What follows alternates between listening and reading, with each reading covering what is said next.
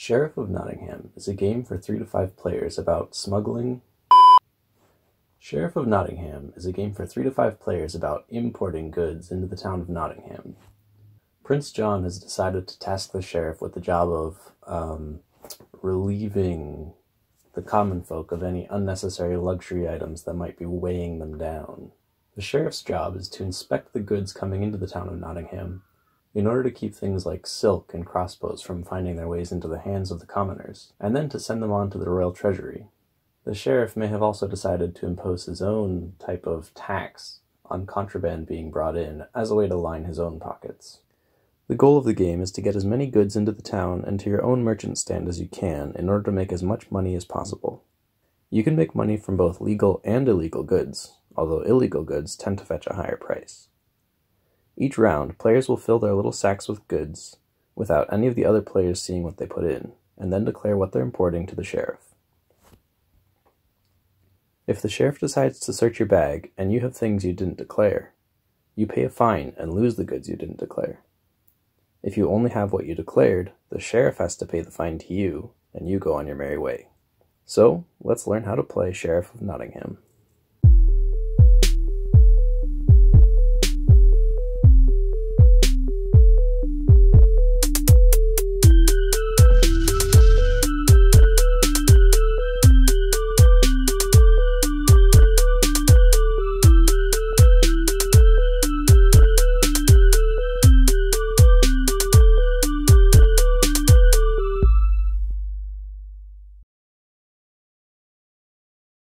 In the box are 216 goods cards, 110 coin tokens, 1 sheriff marker, 5 merchant stalls, or player boards as I'll refer to them later on, 5 goods bags, and a rulebook. During setup, each player chooses a character to represent themselves in the game. They each take the player board and bag of that color. Choose one player to be the banker and have them give each player 50 coins to start. You can split that up however you like, but the rulebook suggests giving each player 5 1s, 5 5s, and a 20. Next, set up the deck. If you're playing with 3 players, remove all the cards with the 4+ symbol on them.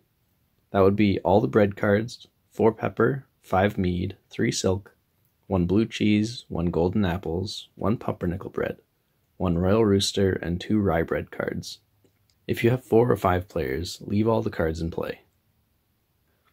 Next, shuffle all the cards, and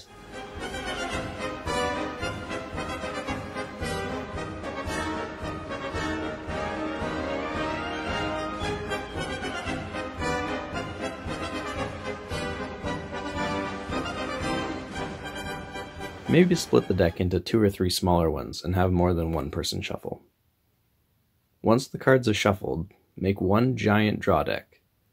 Deal 6 cards to each player, and then make 2 discard piles next to the draw deck by taking 5 cards from the top and turning them face up. Do that twice. Finally, choose who starts as the sheriff and give them the sheriff token. Each card represents a different type of good. There are legal goods, which are green, and contraband, which are red. In the top right-hand corner is the value of the card. This is the number of coins the card is worth at the end of the game, if you get it past the sheriff. In the bottom right-hand corner is the penalty. We'll talk about this during the inspection phase of the game. If a card has a gold banner, it's a royal good.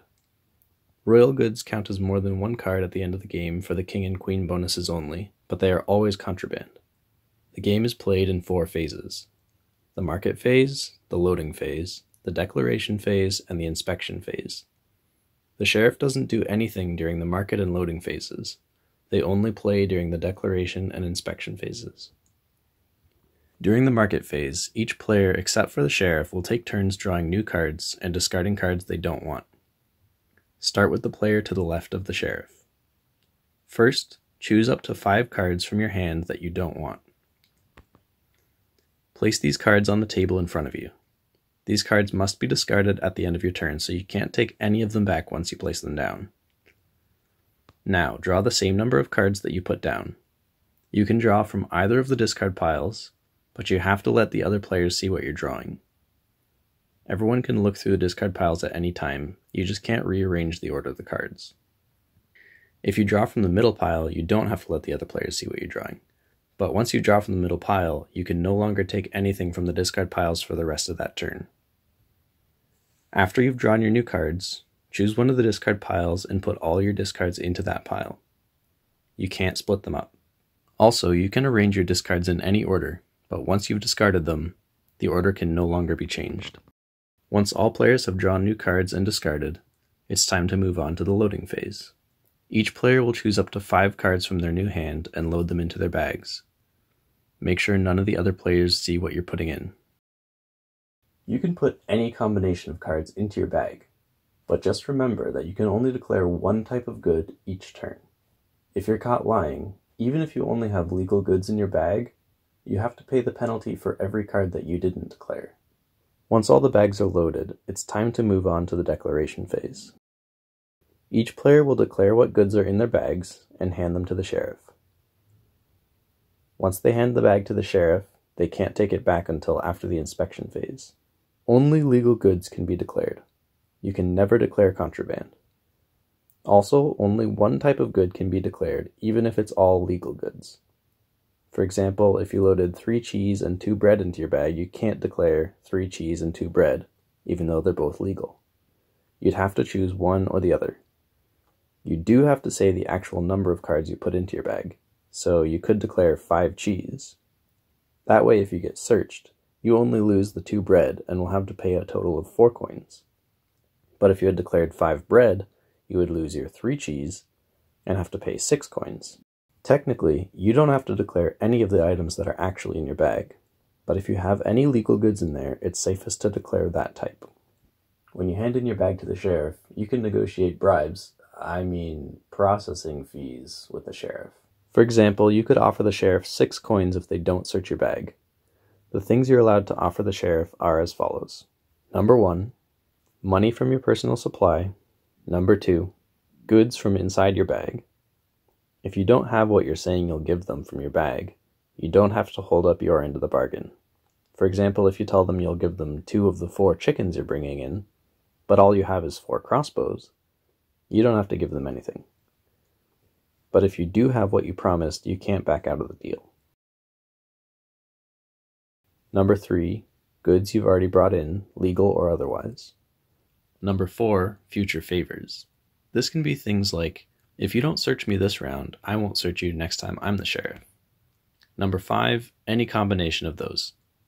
So for example, you could offer 3 coins, 1 of the apples in my bag, a crossbow from my merchant stand, and I promise not to search your bag as long as you offer me at least 5 coins next time I'm the sheriff.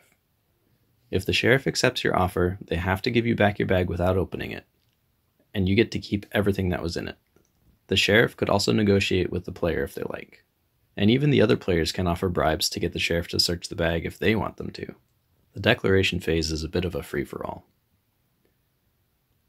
Once the sheriff has decided which bags to search and given back all the bags they're not going to search, it's time to move on to the inspection phase. During the inspection phase, the sheriff will open all the bags they've decided to search. If the bag contains anything the player didn't declare, legal or illegal, the player has to pay the sheriff the penalty for each of the undeclared goods.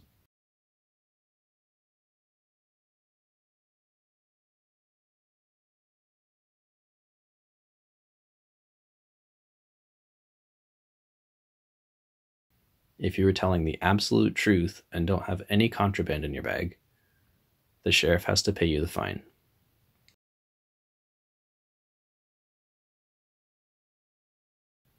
The sheriff then confiscates all the undeclared goods, but returns the declared goods to the player.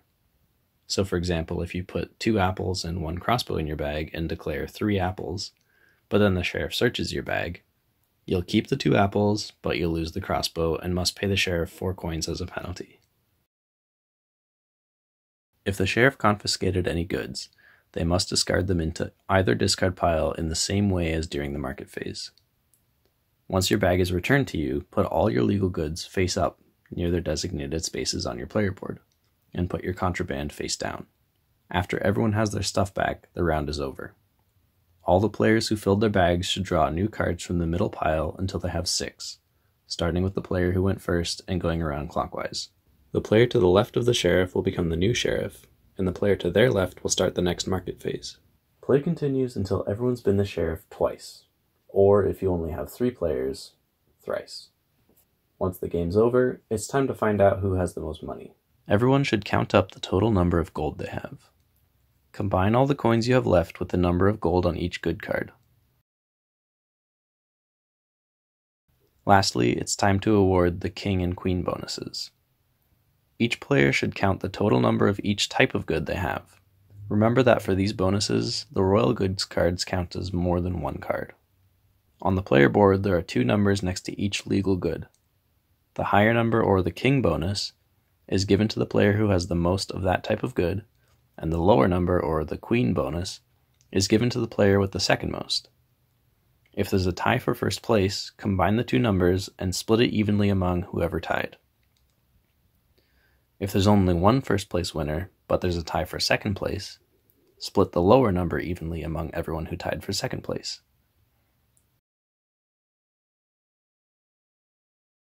If the number doesn't split evenly, the remainder is not awarded to anyone. Once all the king and queen bonuses are awarded and are added to the previous totals, the game is over. The player with the most money wins. I hope this video was helpful. If there's a game you want to see me make a video about, let me know down in the comments. Thanks for watching.